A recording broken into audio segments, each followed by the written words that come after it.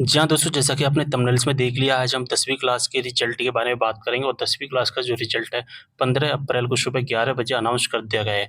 आपने result check भी कर लिया होगा, लेकिन जब आप अपना रिज़ल्ट चेक कर रहे हैं, तो वहाँ पर एक साइन आ रहा है जो कि हैच का आ रहा है। अब हैच का मतलब क्या है, ठीक है? जैसा कि देख पा रहे हैं 10वीं क्लास के रिज़ल्ट में ही हैच का निशान आ रहा है, ठीक है? इस हैच का मतलब है बेस्ट ऑफ 5 योजना, ठीक है? इस हैच का क्या मतलब है दोस्तों, बेस्ट ऑफ 5 योजना आप सभी जानते हैं बेस्ट ऑफ 5 योजना को शामिल किया गया है और यहाँ पर नीचे मेंशन भी किया गया है कि हैशटैग परीक्षा परिणाम बेस्ट ऑफ 5 पद्धति के आधार पर तैयार किया गया है। परीक्षा परिणाम में हैश से दर्शाए गए विषय को प्राप्तांक के महायोग में सम्मिलित नहीं किया गया है। हैश का मतलब है बेस्ट ऑफ 5 योजना और हैश उस विषय में मिलती है जिस विषय में हमारे सबसे कम नंबर आते हैं। अगर आप फाइनल में सबसे कम नंबर देखोगे तो आपको केवल 37 नंबर मिलेंगे और जिस सब्जेक्ट में सबसे कम नंबर होते हैं उसके आगे हैश लगा होता है और जिस विषय में हैज लग गया उसका मतलब है हम उस विषय को काउंट नहीं किया जाएगा बेस्ट ऑफ 5 योजना के अंतर्गत महायोग में कंप्लीट शामिल नहीं किया जाता है।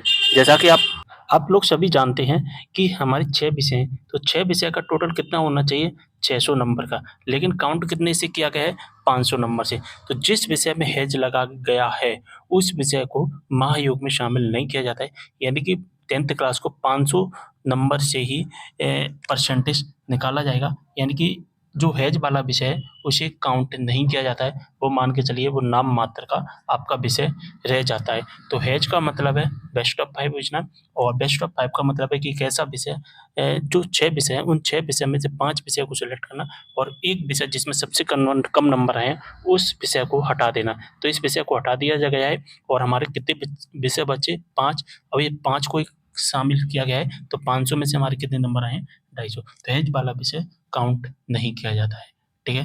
बात समझ में आ गई? तो जिस विषय में आपका हैज है उस विषय को काउंट नहीं किया जाएगा। जैसा कि देख पा रहे हैं एक स्टूडेंट का यहाँ पर हैज भी है और ग्रेस भी है। तो ग्रेस इसलिए मिला है क्योंकि 5 नंबर जो कि 5 नंबर देकर इनको पास कर दिया गया है, 5 नंबर देकर। ग्रेस का मतलब है 5 नंबर देकर एक्स्ट्रा 5 नंबर दे दिया जाता है तो पास हो जाते हैं। और ग्रेस नहीं भी देते तो क्या मतलब है, कोई नहीं, क्योंकि हैज ही लग गया और हैज जब लग जाता है तो इस विषय को शामिल नहीं किया जाता है। जब शामिल नहीं किया जाएगा तो कोई मतलब ही नहीं है, ग्रेस का फेल का कोई मतलब नहीं है, तो 500 नंबर में से इनको काउंट किया जाएगा। तो ग्रेस का मतलब आपको अच्छे से समझ में आ गया होगा कि आखिरकार ये ग्रेस क्यों लगाया गया है। वीडियो को शेयर करना है सभी के साथ में, कोई भी डाउट हो कमेंट करना। मिलते हैं अगले वीडियो में एक और जानकारी के साथ, तब तक के लिए बाय।